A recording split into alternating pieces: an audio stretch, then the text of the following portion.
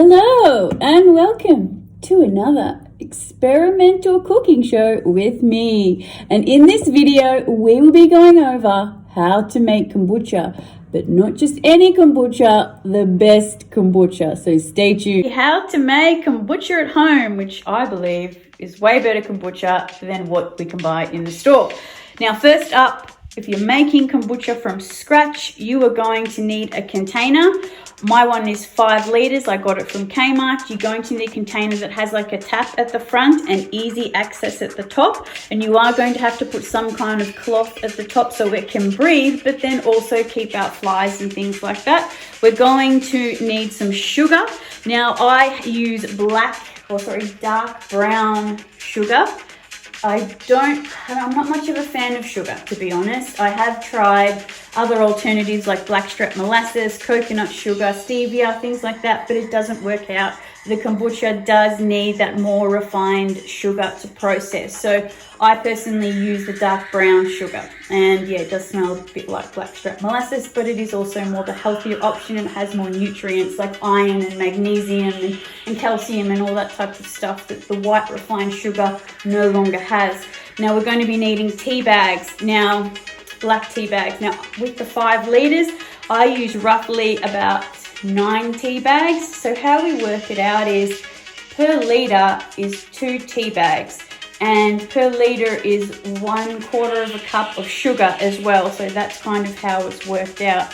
You're also going to need a SCOBY, as you can see here. Now it's like a mushroom that helps process and ferment the kombucha. Now you can buy these on eBay. You can get them from neighbors, from friends, from family. I got this SCOBY from Facebook actually. I put up a post on a Good Karma group saying I needed a SCOBY, and then I got one. So what I'm going to do is I'm going to show you the process of what I do once I take this kombucha out, because this kombucha has been in here a week. We really only want this in here a week. Any longer, it starts to create alcohol. So I'm going to show you the process of what I do getting the kombucha out, how I add my other ingredients and what I make, and then I'm going to go over how we then replace that kombucha and how then you can start making your own. Okay, so I'm going to show you guys my favorite 2 kombuchas that I make. Okay, so the first one is called So Immune. So I love making up all funny names for my kombuchas. So Immune, I use ginger, I use turmeric, I use lemon, and I also use echinacea. So echinacea is really great for boosting your immune system. And I also make another kombucha called Mermaid. Now I got this from when I used to live on Hamilton Island, when I used to live at the Whitsundays. Now it is hibiscus tea. We have pomegranate, which is being frozen, which is in the freezer. We have lime, and we also have cardamom. Now this is so delicious, and it comes up with this like ruby red color as well. It's really, really beautiful. So I'm going to get into how to make this, but these are the ingredients I use. You can use any ingredients. You can put just ginger and lemon. You can put mango. You can make any kind of drink you like, whatever flavor you like.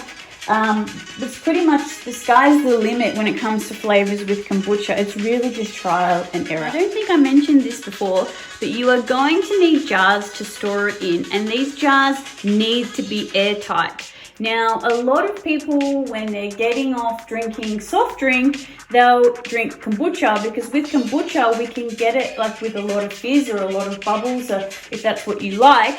So we really need to have a tight lid on this kombucha. So make sure you get jars that have a good lid, good coverage. Now we're going to store this kombucha. Once it's out, once we've added our flavoring in, we're going to store it for 1 week.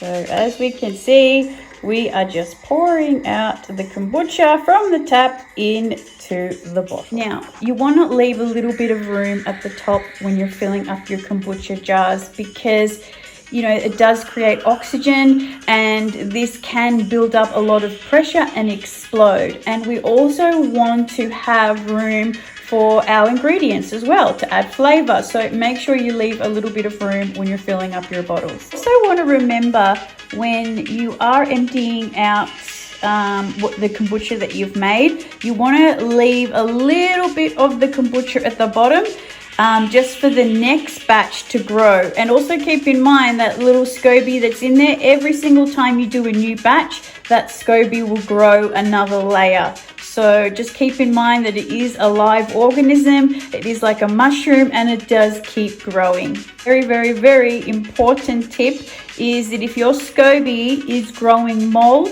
you need to throw it all out and disinfect the whole jar, and then get yourself another SCOBY. We do not want to be growing mold.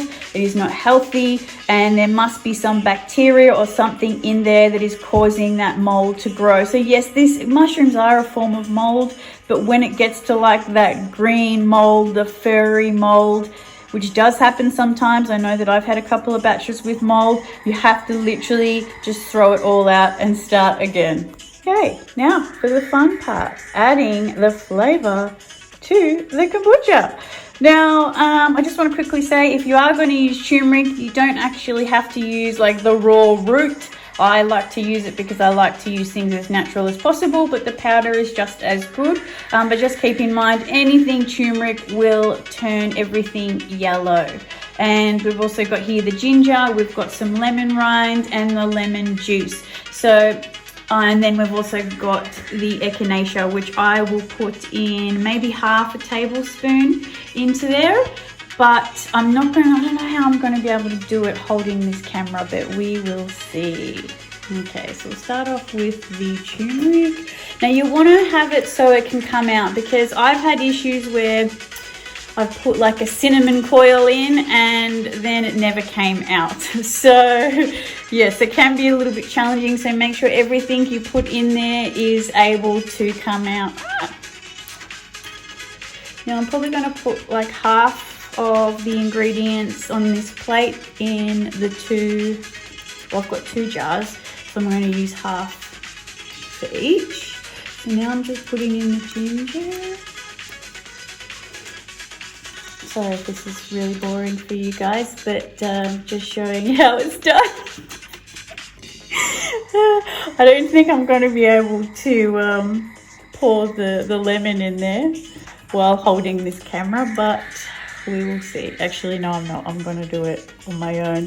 But yeah, so you get the drift. So you just put all your stuff in there and we leave it sit for a week. Now, so there we go, guys. So immune completed. So we have in there the lemon rind, we have turmeric, we have ginger, and we also have lemon juice and echinacea, and this is going to be so good for boosting your immune system. It's also going to be really great for inflammation. Now what we want to do once we've finished adding our ingredients, we want to store them in a dark, cool place, just like we do with the kombucha while that's fermenting as well. Now we're going to store it for 1 week, and then we put it in the fridge, and then that's when it's drinkable. Now we get to make my favorite kombucha, like my all-time favorite, which is mermaid.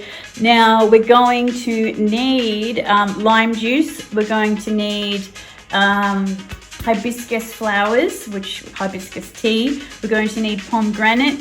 We're going to need the rind of the lime, and we're going to need cardamom. Now I use these tools to break open the cardamom because it has the little pods in there, and most of the flavor is inside those pods. Now you're probably thinking it's really strange that I'm using this tool. I don't know, maybe because my dad's a mechanic, you know, grew up in the bike industry. So for me, I don't know, I don't mind using tools, but it's so effective and it opens them up really, really quickly. So what we're going to do is just start pouring everything in, and yet again, just like what we did with So Immune, we're going to leave it sit for a week in a dark, cool place. So there we have it, 1 batch of kombucha made. Now just as an example, this one is filled too high. So look, they don't always explode, but you know, the closer they are to the top, the more likely they are, because they do start to bubble and bubble up. So yes, there we go, a batch of kombucha completed. Now, time for the actual making of the kombucha. Now I've got my 9 tea bags in here. I've got my 1 cup of sugar. So this is the dark brown sugar that I use. Now we want to make sure we've got some kombucha with the SCOBY. Now when you purchase a SCOBY, anyone will send it to you with a little bit of kombucha, whether it's a friend, whether it's online, whatever, because everyone knows it's going to need the kombucha to survive. And we're going to be adding, I'm going to be adding 2 liters of boiling hot water. I'm not going to add 5 in here because it takes longer to cool down, because we cannot put the boiling hot water back in the jar. And we want to stir it with something that's not wooden. We don't want anything that carries bacteria. So now I'm going to add the boiling water, but I'm not going to do it while I'm filming because I really don't want to burn myself. Now we have our boiling water, about 2 liters, and we have the sugar in here as well. Now, just a heads up, we really don't want to be using any wooden stirring or mixing utensils, because these can harbor bacteria. So we want to use something that's metal. You really don't want to be using plastic either.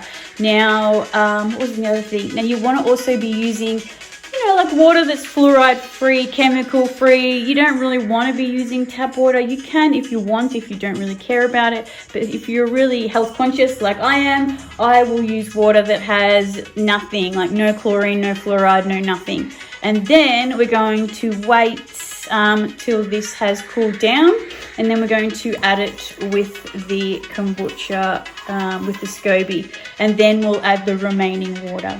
So now we have the finished product. So we waited until the tea had cooled down, and we tipped those 2 liters of the cool tea in with the SCOBY, and then added another 3 liters.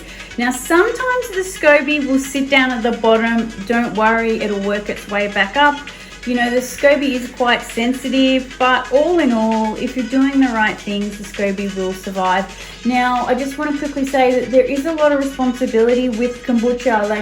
There is a cycle that needs to be continued. So this will sit in here for a week.